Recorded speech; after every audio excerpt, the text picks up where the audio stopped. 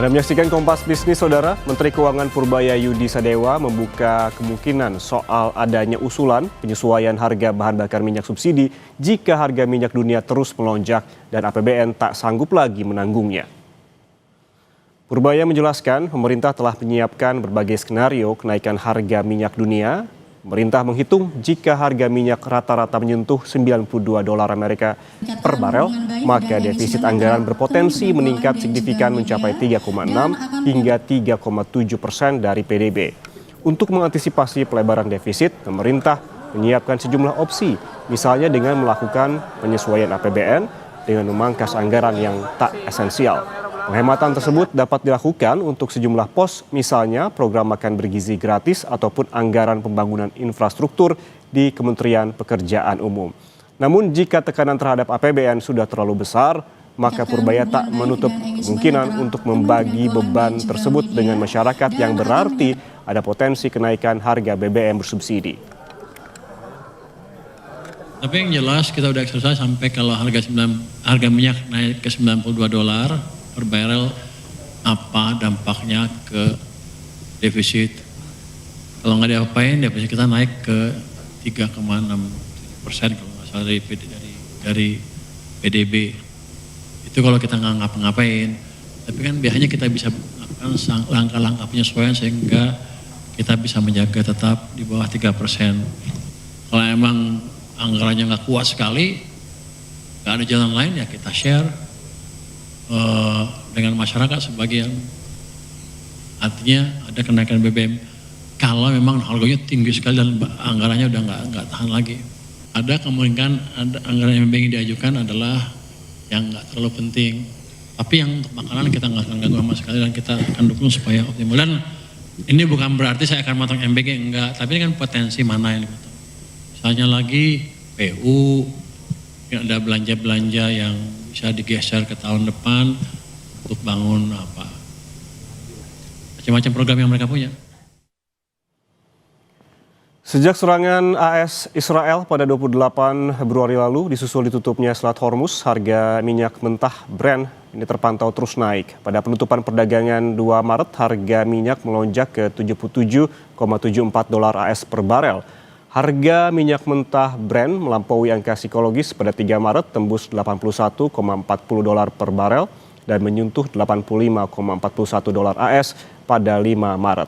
Kenaikan harga minyak kian tak terbendung menembus level $92,69 per barel pada penutupan perdagangan Jumat pekan lalu. Sementara kenaikan juga terjadi pada minyak mentah WTI. Pada penutupan perdagangan awal pekan, harga berada di level $71 per barel. Harga terus naik hingga menyentuh $74 per barel pada 3 dan 4 Maret. Kenaikan harga makin meroket pada 5 dan 6 Maret, masing-masing ditutup di harga $81 dan $90,90 AS per barel. Sementara itu, Saudara, sejumlah ekonom bertemu dengan Wakil Presiden ke-10 dan ke-12 Yusuf Kala di Jakarta untuk membahas dampak dari konflik di Timur Tengah terhadap ekonomi Indonesia. Dalam diskusi ini dibahas, pemerintah perlu menentukan prioritas belanja negara agar ekonomi nasional tetap stabil di tengah ketidakpastian global. Pertemuan antara sejumlah ekonom dan Yusuf Kala ini membahas berbagai tantangan ekonomi nasional termasuk dampak dari konflik global yang berpotensi menekan perekonomian Indonesia. Yusuf Kala menyebut kondisi ekonomi saat ini dipengaruhi oleh faktor global, warisan kebijakan masa lalu, serta kebijakan pemerintah saat ini. Namun menurutnya, pemerintah tetap perlu menentukan prioritas pembangunan yang memberikan dampak nyata bagi masyarakat. Selain itu, JK juga menekankan pemerintah sebaiknya memprioritaskan program yang produktif untuk memperbaiki hidup masyarakat. Tapi intinya sederhana. Dalam kondisi di mana negeri mengalami ketidakseimbangan fiskal, artinya defisit besar, maka solusinya antara lain ya turunkan, pilih pembiayaan yang dapat memajukan negara, yang pembangunan dan masyarakat, dan bagaimana menaikkan penerimaan, itu aja. Jadi kita kembali lagi memilih prioritas. Harus memilih prioritas yang dapat memberikan suatu pertumbuhan yang baik untuk negeri ini. Kalau prioritasnya memang seperti contohnya bicara, embek itu penting. Beli alutsista penting, koperasi penting. Cuma ada yang lebih penting lagi. Cari yang lebih penting yang dapat yang bukan cari, memilih prioritas yang produktif yang dapat meningkatkan pertumbuhan, memperbaiki dan kehidupan ekonomi masyarakat. Kita bahas soal dampak perang Timur Tengah ke ekonomi dalam negeri. Untuk menyelamatkan APBN, mana yang lebih realistis, mengusulkan kenaikan BBM bersubsidi atau memangkas anggaran MBG? Kita bahas bersama ekonom Indef Abra Talatov. Selamat pagi Mas Abra. Selamat pagi Mas Ian. Mas Abra, kemarin kan pemerintah menyinggung soal menaikkan harga BBM bersubsidi jika harga minyak dunia terus naik. Apakah menurut Anda menaikkan harga BBM adalah langkah yang tepat di tengah kondisi ekonomi saat ini? Ya Mas Ian, tentu dinamika mengenai harga BBM ini sangat ditentukan dengan faktor beberapa variabel ya, misalnya dengan kenaikan harga minyak mentah, kemudian nilai tukar rupiah, dan juga bahkan kuota dari BBM subsidi itu sendiri. Nah, kalau kita melihat sekarang perkembangannya, eskalasi perang di Timur Tengah ini sudah masuk ke pekan kedua. Ini harga minyak mentah di pagi hari ini Mas, saya cek sudah $109 per barrel untuk jenis Oke. Brent. Artinya sudah ada kenaikan sekitar 55% dibandingkan asumsi APBN kita. APBN kita tahun ini $70 per barrel, sekarang 109, artinya ada selisih 55%. Jadi memang sudah sangat berat, dan ini sejalan juga dengan statement dari Pak Purbaya minggu lalu menyatakan bahwa ketika harga minyak mentah ICP ini $92 saja, ya APBN kita di tahun ini kemungkinan besar akan bisa jebol sampai 3,6% terhadap PDB dengan tanpa melakukan apapun. Nah, pertanyaannya kan kondisi real ya sekarang sudah di atas $100. Kalau kita menggunakan skenario terburuk sampai akhir tahun nanti di atas $100, artinya APBN kita sudah pasti dipastikan akan jebol. Nah, pilihannya adalah apakah memang pemerintah akan melakukan kenaikan harga BBM atau ada opsi lain. Nah, ini yang saya pikir juga memang harus ditimbang masak-masak oleh pemerintah. Kalau menurut saya memang belajar dari pengalaman pemerintahan di era Pak SBY kemudian Pak Jokowi, memang tidak bisa dielakkan.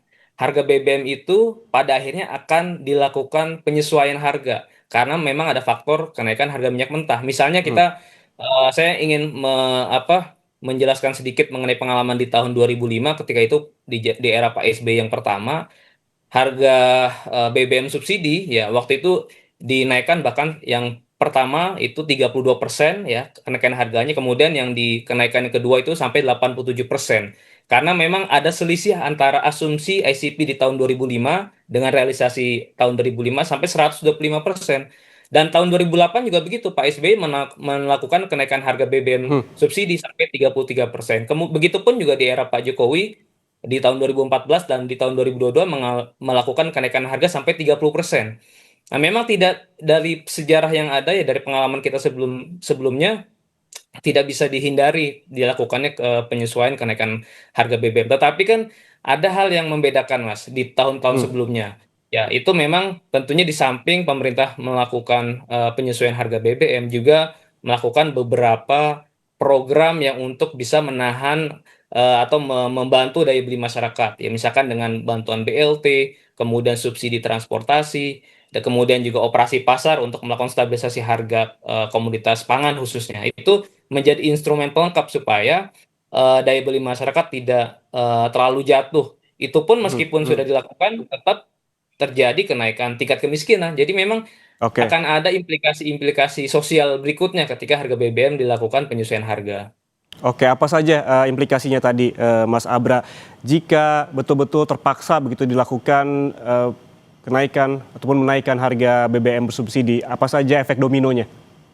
Iya, yang pertama tentu ketika harga BBM ini dinaikkan, efek yang langsung bisa dirasakan adalah tingkat inflasi kita akan bisa langsung melonjak. Pengalaman tahun 2022 misalnya, inflasi kita waktu itu sampai akhir tahun itu di atas 5%. Kemudian di tahun-tahun sebelumnya di tahun 2014 inflasi sampai 8,3%. Yang paling besar memang inflasi di era Pak SBY tahun 2005 itu inflasi sampai 17%, double digit. Memang itu yang pengalaman pahit yang paling kita ingat, inflasi yang sangat tinggi dan pada akhirnya meningkatkan tingkat kemiskinan Indonesia dari 15,7% menjadi 17,7%. Pukulan telak lah untuk ekonomi kita. Kemudian ketika inflasi ini melonjak tinggi, tentunya ini juga berdampak langsung terhadap konsumsi rumah tangga, di mana konsumsi rumah tangga ini ya menjadi andalan pertumbuhan ekonomi kita. Artinya, ekses berikutnya adalah target pertumbuhan ekonomi kita di tahun ini 5,4%, kemungkinan besar juga akan meleset. Mhm, Karena tadi mhm. konsumsi masyarakat yang akan melandai. Dan efek berikutnya yang memang dikhawatirkan ketika pertumbuhan ekonomi kita tidak bisa tumbuh sesuai dengan target, ada resiko terjadinya shortfall penerimaan perpajakan. Nah, artinya kan tadi di sisi Mhm, lain mhm. kita ingin mengurangi belanja agar tidak defisitnya tidak jebol, tetapi nanti punya implikasi dari sisi penerimaan, ada kemungkinan penerimaan pajak kita tidak mencapai target. Sehingga ya pada akhirnya secara net nanti defisit fiskal kita juga bisa mengalami tekanan. Memang ini harus cermat betul mempertimbangkan antara sisi belanja dan juga implikasi terhadap sisi penerimaan negara. Mhm, mhm. Nah, oleh karena itu memang ada opsi lain yang perlu dipertimbangkan pemerintah, yaitu melakukan efisiensi belanja non esensial ya, termasuk juga menyisir kembali belanja di masing-masing kementerian lembaga mana yang masih dimungkinkan untuk dilakukan pemangkasan di tahun ini. Kemudian yang kedua juga selain efisiensi, realokasi anggaran. Nah, Mhm. Pak Purbaya kan sudah menyampaikan wacana juga jika memang APBN kita betul-betul tidak mampu lagi menahan adanya shock ya terhadap gejolak harga minyak mentah dunia, kemungkinan belanja MBG dan juga program-program strategis lain Mhm. di era Pak Prabowo ini bisa saja ya dilakukan realokasi, pemangkasan sekaligus realokasi untuk tambahan belanja subsidi dan kompensasi. Jadi meskipun sudah ada sinyalemen bahwa sepertinya masyarakat akan turut menanggung kan bahasanya Mhm. Pak Purbaya akan sharing kan terhadap masyarakat ya, sharingnya juga jangan sampai terlalu berat. Jadi juga ada limitasi sharing yang harus dibebankan ke masyarakat. Sisanya memang sebisa mungkin Oke. negara harus bisa mengabsorb ataupun menanggung dari lonjakan harga minyak tadi. Oke, ada beberapa langkah yang bisa dilakukan oleh pemerintah terkait hal ini, terutama terkait efisiensi, juga ada pemangkasan dan juga realokasi. Dan pertanyaannya kemudian, mana yang lebih realistis mengusulkan kenaikan BBM bersubsidi atau memangkas anggaran MBG? Namun jangan dijawab dulu, Mas Abra, tetaplah bersama kami di Kompas Bisnis.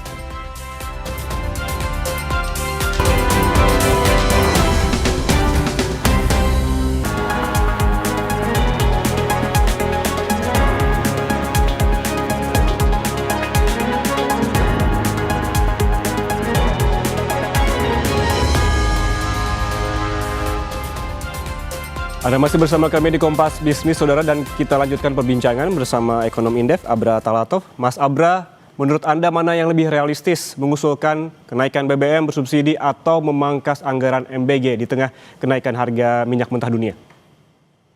Ya Mas, saya melihat bahwa ini sepertinya akan ada tahapan-tahapan penyesuaian kebijakan ya Mas. Yang pertama memang pemerintah tentu perlu melihat dari sisi pos belanja yang lain ya, termasuk dalam hal ini adalah MBG untuk dilakukan realokasi tambahan subsidi dan kompensasi energi. Karena memang dari pos belanja-belanja yang lain yang paling memungkinkan pangkas ataupun direalokasi adalah dari belanja MBG dan juga termasuk belanja barang dari kementerian lembaga yang lain. Yang Mhm, kedua, ketika nanti dimungkinkan dari anggaran sekitar 335 triliun tahun ini untuk MBG, misalnya dilakukan realokasi 10%, 20% secara bertahap ya untuk menambah alokasi subsidi energi.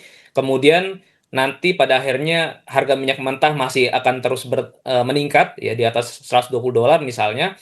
Itu nanti baru opsi yang kedua, yaitu dengan melakukan penyesuaian harga. Jadi saya melihat penyesuaian harga BBM itu menjadi langkah terakhir, Mas. mhm, Langkah yang mhm. paling awal itu dilakukan tadi efisiensi dan realokasi. Yang kedua juga tidak kalah penting adalah melakukan pengendalian distribusi BBM subsidi.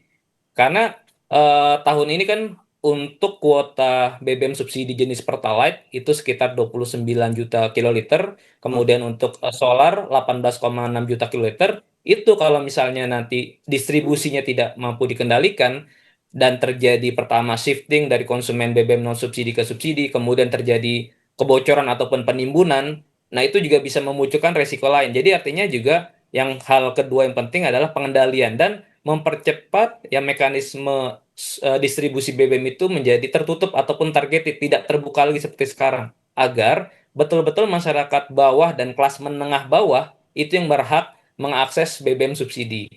Nah, Hmm. selanjutnya ketika itu sudah dilakukan, baru pemerintah punya opsi untuk melakukan penyesuaian harga BBM subsidi. Jadi betul-betul jangan sampai masyarakat bawah ini terkena pukulan yang berat, Mas, Hmm. dari adanya gejolak kenaikan harga BBM global. Oke, tadi soal realokasi anggaran MBG kan Mas Abra bilang pelan-pelan begitu, biasa 10% terlebih dahulu, kemudian dinaikkan ke 20%. Kalau kita lihat hitung-hitungannya bagaimana sih jika anggaran MBG ini direalokasi lebih detailnya, Mas? Ya, ya sebetulnya kan alokasi belanja subsidi energi tahun ini 210 triliun ya Mas. Hmm. Artinya misalkan dengan alokasi MBG 330 triliun, ya kita bisa hemat 10% misalnya. Itu ada tambahan sekitar 33 triliun. Ya masih belum cukup adanya potensi tambahan subsidi, tapi itu paling tidak bisa menjadi langkah antisipasi pemerintah ketika nanti memang ada urgensi untuk menambah subsidi energi itu dari pos mana saja.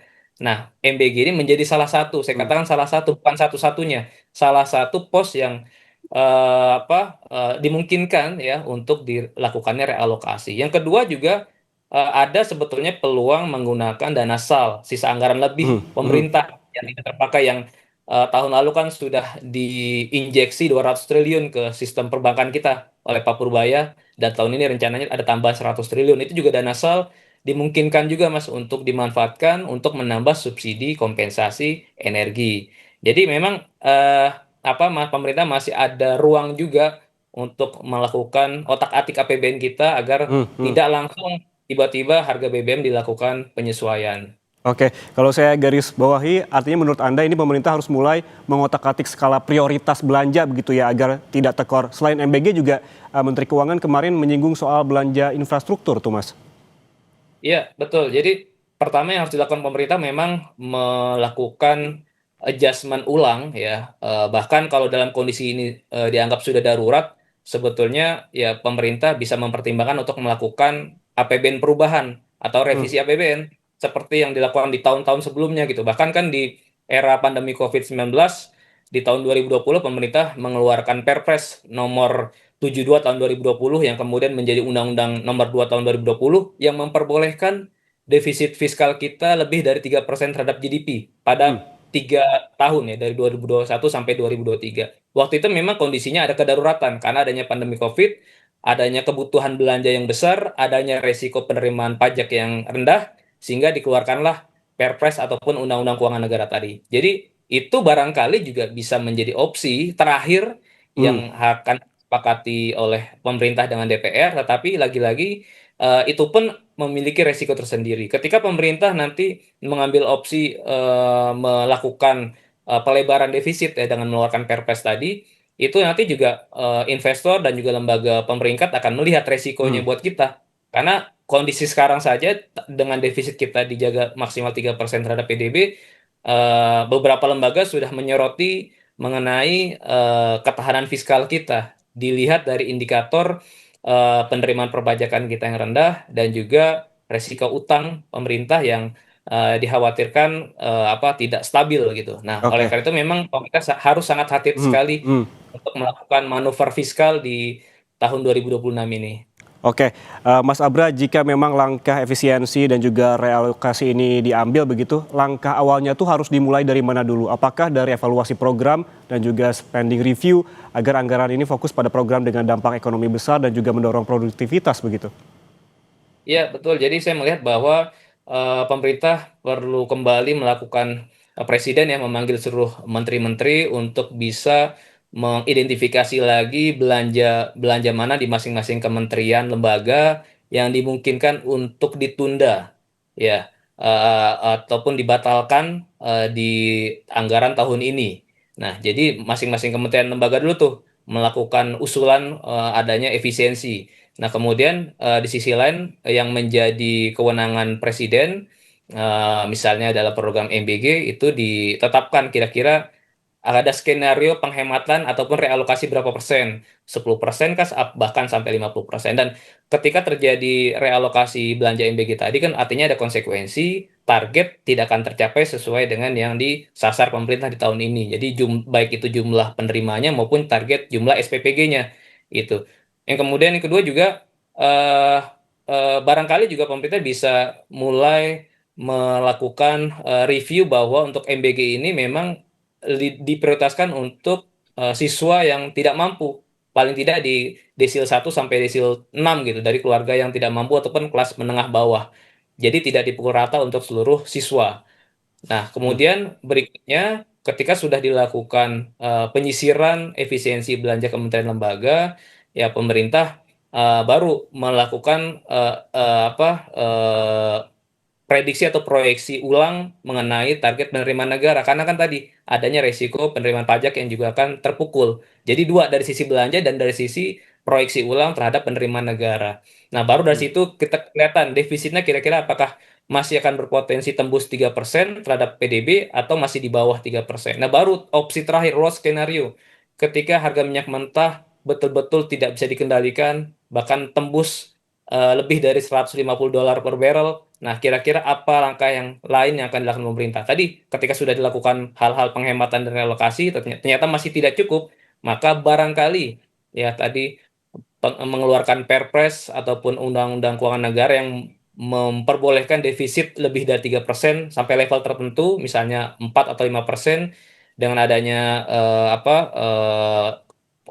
kesepakatan politik antara eksekutif Hmm. dengan Oke. parlemen, itu bisa dilakukan sebagai jalan terakhir, Hmm, Mas. hmm, hmm. Jadi melebarkan defisit ini menjadi worst scenario, tapi ada bisa digarisbawahi terkait skala prioritas begitu ya. Melihat dulu KL begitu, kementerian dan juga lembaga melihat belanja yang bisa ditunda atau juga dibatalkan, dan juga review MBG yang memungkinkan bagi prioritas siswa yang miskin begitu. Terima kasih Ekonom Indef Abra Talatov atas waktunya bersama kami di Kompas Bisnis. Sehat selalu. Terima kasih, Mas Yan.